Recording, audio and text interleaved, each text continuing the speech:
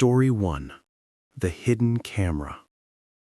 It was 3:42 a.m. when the notification woke me up. The sound cut through the silence of the room like a blade, a soft vibration from my phone against the wooden nightstand. At first, I ignored it. I was half asleep, tangled in unfamiliar blankets, trying to remember where I was. Then the phone buzzed again. Reluctantly, I reached over and picked it up. The screen lit up the dark bedroom with a cold white glow. Motion detected. For a moment, my brain struggled to process it. Motion detected. From where? Then I saw the source. Living room camera, motion detected. My heart skipped, because I didn't own a living room camera, and I definitely didn't have one connected to my phone. It took me a second to remember. I wasn't home. I was staying in a rental I had booked on Airbnb earlier that week, a small house just outside a quiet mountain town. The listing had looked perfect. Cozy, affordable, peaceful. Exactly what I needed after a stressful month at work. But the notification didn't make sense. Why would a camera from this house be connected to my phone? Curious and still half asleep, I tapped the alert. The screen shifted to a black interface. For a moment, it loaded. Then suddenly, a live video feed appeared. The image was grainy and black and white, like an old security camera, but the room was unmistakable. The couch, the rug, the kitchen doorway. It was the living room downstairs. My stomach tightened, because I knew something immediately. That camera angle didn't exist. It was mounted high in the corner of the ceiling, pointed directly toward the staircase. But when I arrived earlier that evening, I had walked through the entire house. There had been no cameras anywhere. I remembered clearly because the listing specifically said, "No indoor surveillance." I stared at the screen trying to make sense of it. Maybe the host forgot to remove an old system. Maybe the house had previous owners. But then another thought crept in. Why would the camera be connected to my phone? And how did it know to send me a motion alert? I looked closer at the footage. The living room lights were off, but the camera had night vision. Everything appeared washed in pale gray tones. The room was perfectly still. The couch sat untouched. The kitchen doorway stood empty. Nothing moved. I was about to close the app when the audio activated. At first, it was just silence. Then a faint sound reached the microphone. A soft creak, like wood shifting under pressure. I frowned. Old houses made noise all the time. But then I heard it again. A footstep, slow, deliberate, coming from the kitchen. I sat up in bed. My heart began to beat harder, because I had locked every door before going to sleep. I remembered checking twice. The back door, the front door, even the windows. The footsteps continued. Step, step, step. They moved slowly across the living room floor, but the camera didn't show anyone. The room remained empty, yet the sound was unmistakable. Something was walking through the house. I felt a chill crawl up my spine. My brain desperately searched for logical explanations. Maybe the audio was delayed. Maybe someone outside was making noise. But then the footsteps stopped, right at the bottom of the staircase. And then a moment later, the stairs creaked. The same staircase leading to my bedroom. One step, then another. Each creak echoed faintly through the floor beneath me. I froze. The footsteps were climbing, slowly, carefully, toward the second floor, toward me. My breathing became shallow. I stared at the bedroom door across the room. The hallway beyond it was dark. The house felt impossibly quiet. Then my phone buzzed again. Another notification, but this time the message was different. Bedroom camera, motion detected. A cold wave of fear rushed through me. There was no camera in the bedroom, at least not that I knew of. My hands trembled as I opened the notification. The screen showed another grainy feed. This one looked unfamiliar at first, But then I realized why. The camera angle was directly above the bed, looking straight down at me, sleeping. Or at least it had been.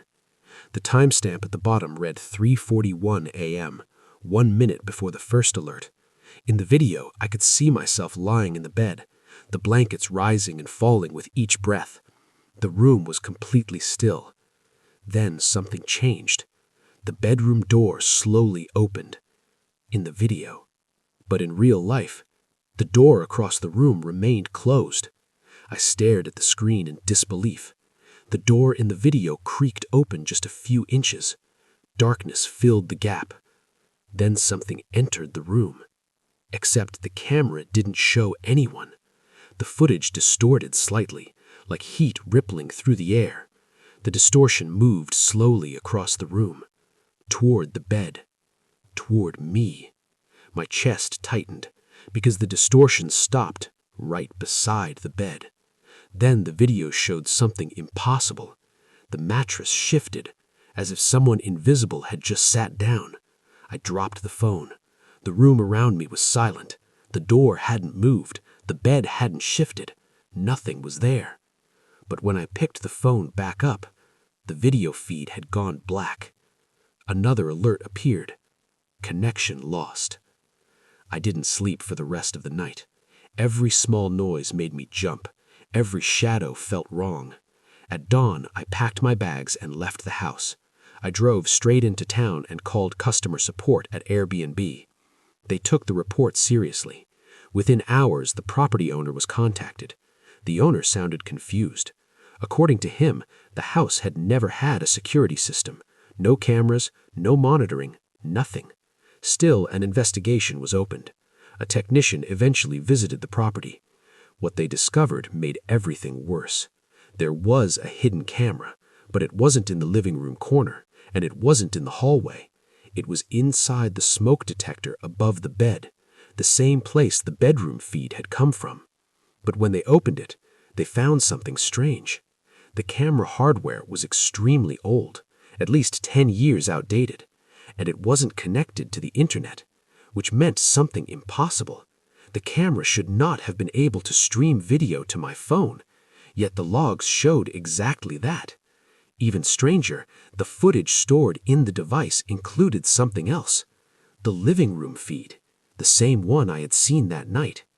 The recording showed the living room exactly as it appeared on my phone. The empty couch, the kitchen doorway, the staircase, and the footsteps.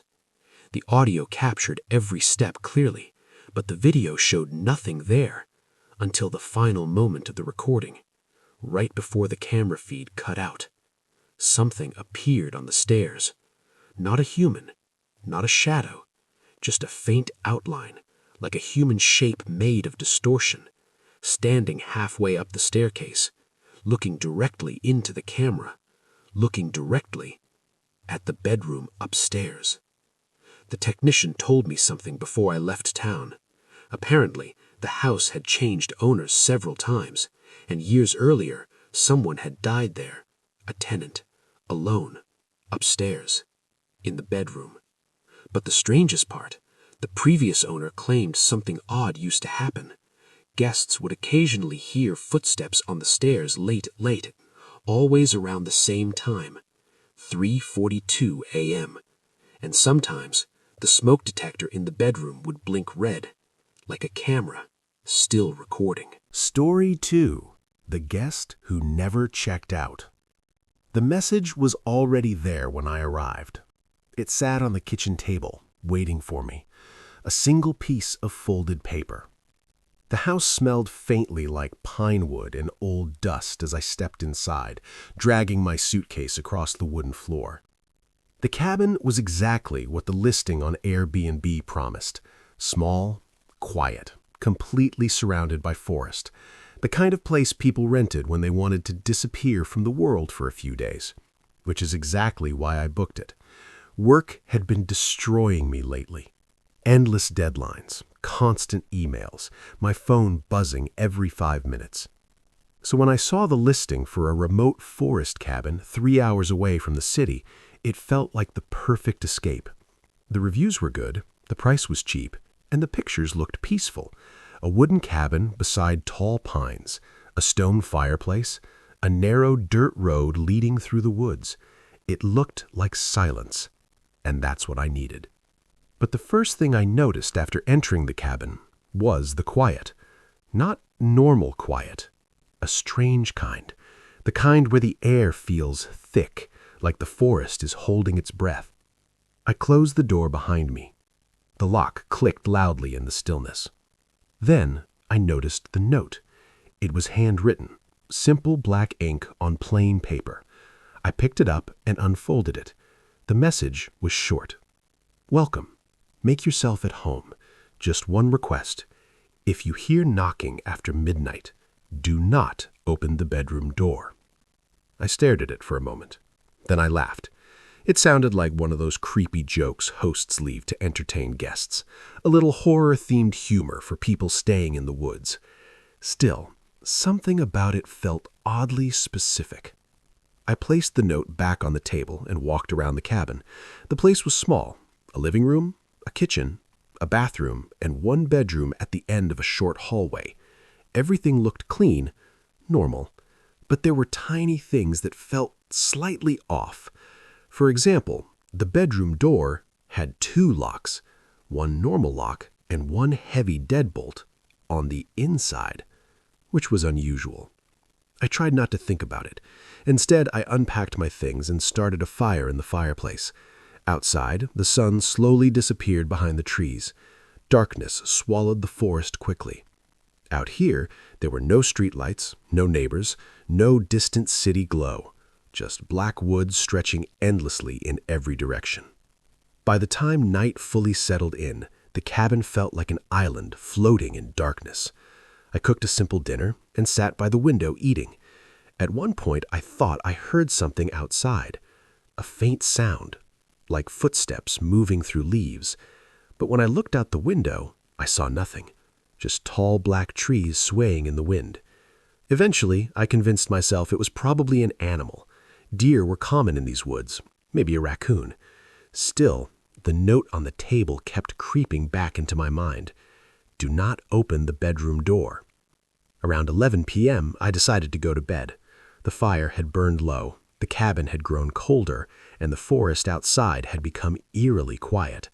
The kind of silence where even the wind seems to stop moving. Inside the bedroom, I locked the door. Both locks, not because I believed the note, but because, why not? The bed was comfortable, soft blankets, warm pillows. Soon, I drifted into sleep. For a while, everything was peaceful. Then, I woke up. My eyes opened slowly. Something had pulled me from sleep. At first, I didn't know what. Then I heard it. Knock. A slow knock. From the bedroom door. My heart immediately began racing. Maybe I imagined it. Maybe I was dreaming. Then it happened again. Knock. Knock. Knock. 3 slow knocks. The sound echoed softly through the cabin. My mouth went dry. I checked my phone. 1:13 a.m. The note on the table flashed through my mind. If you hear knocking after midnight. I sat up in bed. Hello? I called. No answer. The cabin returned to silence. Then something moved on the other side of the door. A faint scraping sound, like fingers dragging slowly across wood. My pulse pounded in my ears. Is someone there? I asked. For a moment there was nothing. Then a voice spoke. Soft, calm, a man's voice, right outside the door. Can you let me out? Every muscle in my body went rigid. My brain struggled to process what I had just heard. Let you out? From where? Who are you? I asked. The voice didn't answer immediately. Instead, I heard breathing, slow, uneven breathing. Then the man spoke again. I've been here a long time. My stomach twisted. How did you get inside? Silence. Then the door handle slowly turned, but the locks held. The handle rattled once, then stopped. The voice spoke again, this time quieter, almost pleading, "Please, just open it." I felt a cold sweat forming on my neck. Something about the voice felt wrong. Not aggressive, not threatening, just empty, like someone who'd forgotten how emotions worked. "I can't," I said. More silence. Then the voice whispered something that made my blood freeze. "Please don't leave me in the walls again." The words echoed in my head. In the walls. My eyes slowly moved toward the bedroom wall beside the bed. That's when I heard it. A faint sound from inside the wall. Scratching. Slow. Deliberate. Like nails dragging along wood. I grabbed my phone and turned on the flashlight. The scratching stopped immediately. The cabin became completely silent again. I stayed awake the rest of the night, listening, waiting, but nothing else happened. Eventually, the sky began to brighten. Morning light crept through the windows, and with daylight, the fear felt slightly less real. Maybe it had been a dream, maybe sleep paralysis, maybe stress, but something deep inside me knew better. As soon as the sun was up, I packed my things. I walked into the kitchen. The note was still on the table, exactly where I left it. But something had changed. There was a new line written at the bottom, a line that hadn't been there before. The handwriting looked the same, but the ink looked fresh. It read, "You didn't open the door." My heart slammed against my ribs. I left the cabin immediately. When I called the owner through Airbnb later that day, he went silent after hearing my story. Then he told me something he had never mentioned in the listing. 2 years ago, another guest had stayed there, a man traveling alone. He never checked out. His car remained in the driveway. His phone was inside the cabin, but he was gone. The police searched the forest for weeks. They found nothing, until the cabin was renovated. During the renovation, workers discovered something strange. Behind the bedroom wall was a sealed crawl space. Inside it, they found a mattress, old food wrappers, empty water bottles, and messages scratched into the wood. Hundreds of them, all written by the same hand. Most of them said the same thing. "Please let me out." Story 3. The Double Booking. The man was already inside the apartment when I unlocked the door. At first, I thought I had the wrong place. The hallway outside looked exactly like the pictures from the listing on Airbnb. Narrow carpeted floor, beige walls, dim yellow lights buzzing overhead. Apartment 3B. That was the number on my reservation. And the number on the door. I typed the code the host had sent me earlier that evening. The lock clicked open. I pushed the door slowly. And that's when I saw him. A man sitting on the couch, watching TV. He looked about mid-30s, wearing a gray hoodie and jeans. A half-empty bottle of water sat on the coffee table in front of him. For a few seconds, we just stared at each other, both equally confused. Finally, he spoke. "I think you've got the wrong apartment." I frowned. "I don't think so." I pulled out my phone and opened my booking confirmation. The address matched, the unit number matched, the check-in time matched. "I booked this place tonight," I said. The man sighed and picked up his phone. "So did I." He turned the screen toward me. Another reservation, same apartment, same host, same dates. For a moment, neither of us spoke. The apartment was quiet except for the faint sound of the television. Finally, the man shook his head. "Well, looks like the host screwed up." I nodded slowly. We both tried calling the host. No answer. We tried messaging through the app. Still nothing. The apartment itself was small. 1 bedroom, a living room, a kitchen. Clearly meant for 1 guest. But neither of us wanted to go searching for another place at midnight. Hotels in the city were expensive, and the reservation had already been paid. Eventually, we came to a simple agreement. He would take the couch, I would use the bedroom, just for 1 night. It felt awkward but manageable, at least at first. The apartment itself felt normal, a little older than the pictures suggested, but still decent. The carpet smelled faintly like old coffee. The carpet felt worn, but nothing seemed unusual. Still, something about the atmosphere felt slightly off. Not dangerous, just strange, like the apartment had been empty for a long time. Around midnight, the man turned off the television.